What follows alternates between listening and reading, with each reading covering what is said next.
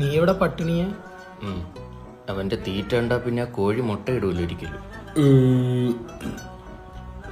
അച്ഛൻ കഴിക്കുന്നില്ലേ? അച്ഛൻ പച്ചവെള്ളം കുടിച്ചോളാം മോനെ. മോൻ എന്ത് ചെയ്യുന്നു? വർക്കൗട്ട് ചെയ്യുന്നു. അല്ലാണ്ട് അല്ലാതെ ഇന്ന് ബൈസൺ അടിച്ചു. ബൈസണായിട്ട് എന്താ പ്രശ്നം?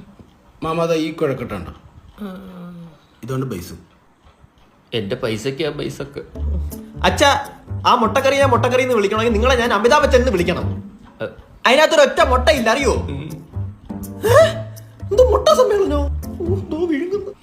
അച്ഛൻ എന്തിനും ഒരു സൊസൈറ്റിയിലെ പാല് വേണ്ട, ഭയങ്കര കൊഴുപ്പ്.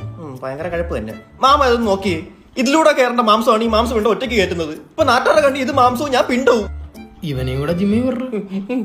ഈ കാട്ടുപോത്തിന് തന്നെ മാസം 25,000 രൂപ. ഇനി കടാവിനെയും കൂടെ വിട്ടാൽ ലോൺ എടുക്കേണ്ടി വരും. അച്ഛൻ ട്രെയിനർ പറഞ്ഞ് 10,000 രൂപ കൊടുക്കുവാണെങ്കിൽ ഒരു പ്രോട്ടീൻ പൊടി തരാമോ? 10,000 രൂപയുടെ പ്രോട്ടീൻ പൊടി എന്നിട്ട് ഇയാൾ ഹൾക്കായിട്ട് അഭിനയിക്കാൻ പോന്നാ? ഒരു ജിമ്മിൽ ആശാ മതി ഒരു കുടുംബത്തിലെ സ്വത്തൊക്കെ നശിപ്പിക്കാൻ. മോനെ, അച്ഛന്റെ മാസ വരുമാനം എന്ന് പറഞ്ഞാൽ 15,000 രൂപ 1000 പിടിച്ചിട്ട്. അപ്പൊ മോന് പ്രോട്ടീൻ വാങ്ങാൻ വേണ്ടി മാത്രം അച്ഛൻ പണിയെടുക്കാന്ന് പറഞ്ഞ അത്രയ്ക്ക് അതമ്പതിച്ചെന്ന് PT കരുണാകരൻ. എനിക്ക് രാത്രി ഒരു 15 മുട്ടം കൂടെ വേണ്ടി വരും. ആ കോഴിയുടെ പിന്നാമ്പറയിലൊന്ന് മാനിക്കടാ. നിങ്ങൾക്കൊക്കെ അത്ര ബുദ്ധിമുട്ടാണെങ്കിൽ എന്നെ ഒരു പെണ്ണ് കെട്ടിക്ക്. ആ മുട്ടക്കറിയിലെ ഉള്ളിയും പോയി.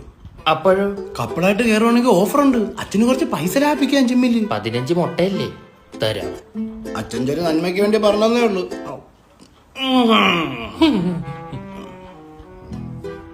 ഒരു കുടുംബം വലിഞ്ഞു മുറുകിയ ഒച്ചയാ കേട്ടത്.